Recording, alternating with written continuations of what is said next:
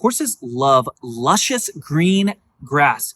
And you might have just recently mowed your lawn or maybe even your pasture and had a ton of luscious green grass. And of course, that is where hay comes from as well. However, these tiny grass clippings can be dangerous for your horse for many reasons. Here's an example of what hay looks like and what grass clippings look like. You can see the difference, especially by the long stem in the difference between hay and grass clippings. Hay, when it is cut in a field, is typically this tall, sometimes a little bit shorter, sometimes a little bit taller, but the shortness of the stem size can be very dangerous for your horse. Horses are monogastric, and so when a horse ingests a ton of short spine stem grass clippings, it can actually be dangerous to cause an impaction colic in your horse. That impaction colic, of course, can be deadly for your horse. So feeding short-stemmed grass clippings, or actually, if you have a bunch of hay that you have fed with a horse that is prone to colic, if you're buying your hay and it has a bunch of short stems, a lot of times in Arizona, California area where they irrigate their Bermuda fields, they'll be known to cut their grass a little bit shorter because it produces the hay a lot faster. So if you are seeing short grass clippings or short stemmed hay, be aware that it could cause colic in your horse, especially for finer stem grasses such as Bermuda. So that is one reason why you would want to stay real far away from feeding grass clippings to your horse.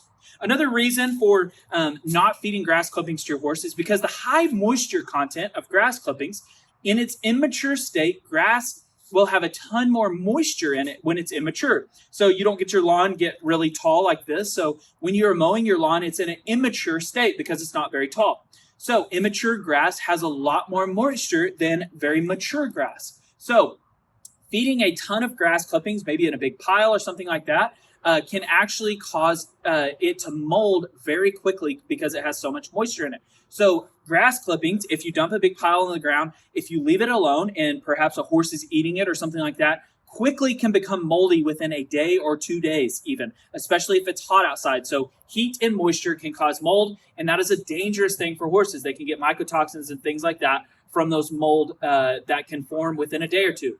The third and final reason that horses need to stay away from grass clippings is because grass clippings in its immature state, like we just talked about, are much higher in sugar and starch.